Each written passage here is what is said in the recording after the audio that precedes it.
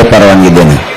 तसं दुसरं सुद्धा खरं आहे, सरकारच्याच हातात हे आंदोलन मोडायचं का परवानगी द्यायची हे पण सरकारच्याच हातात, का मला गोळ्या घालून मारायचं हे पण सरकारच्याच हातात, पोरं रस्त्याने अडवायचे हे पण सरकारच्याच हातात, का सोडायचं. तुम्ही जर त्यांना त्रास नाही दिला तर पोरं पण काही नाही करीत. मुंबईतली परिस्थिती अशी आहे जणू जसं पोलीस बांधावाडा घेतो तसं आमच्याही माहीत आहे. इथले सरकारनं त्यांचे लग्नीचे त्याचे संडाचे कुलप लावून ते दार बंद केले. पाण्याची परिस्थिती तीच आहे.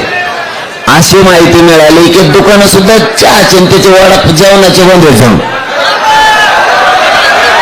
म्हणून सीएसटीला जे मोगा बसले होते पोरं त्याच्यामुळे बसले होते.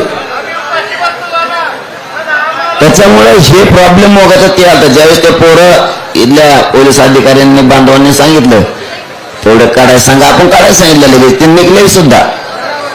पण त्यांनी ते कारण सांगितले काय विसरू नये पाणी प्यायला मुद्दा म्हणजे कदरून गावात मराठी मुंबईत परत जेवायला मिळू नाही, त्यांना चहा पाणी मिळू नये, त्यांना काही वस्तू मिळू नाही.